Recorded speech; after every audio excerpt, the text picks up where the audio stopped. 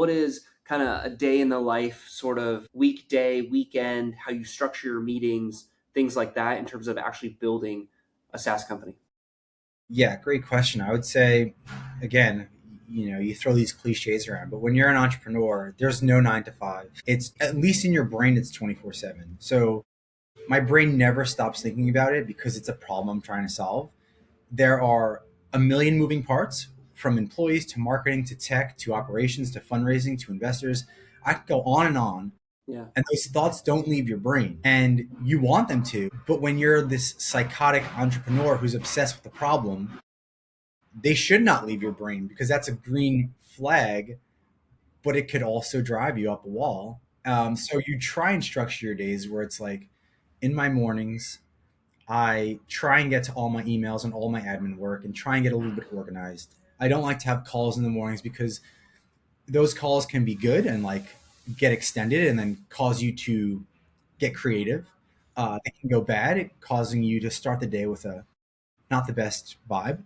So I like to just get organized. Let me go through my emails, go through my plan, and set my calls up for the second half of the day to just give myself a little bit more wiggle room. I work with my wife. She's my co-founder. So the work-life balance, not really there. We talk about ideas all day. We talk about strategy all day. As founders, I think most of us are confusing or unorganized just because of the way our brains are. Like I said, when you have things coming in and out 24/7, it's hard to get organized and it's hard to articulate that.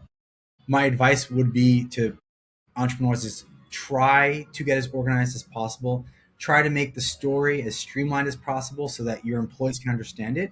Because there's a lot of times there's a disconnect between what a founder thinks and what an employee hears, and Yeah. it causes confusion. Yeah. So yeah, those are some of the things and parameters I try and put into place. Yeah, yeah. It reminds me of the idea of like, how do you eat an elephant, right? It's one bite at a time.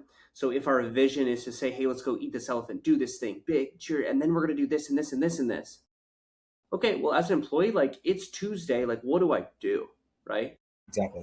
And so really hunkering down to say, hey, your job description or your focus is these two things.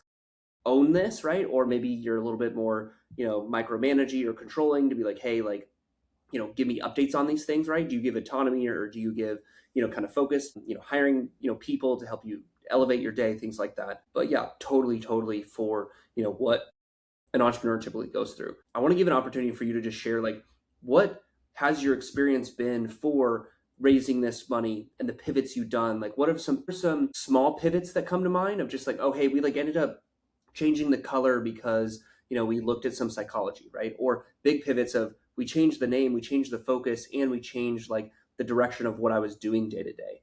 What has that experience been, and then what have those pivots been as well?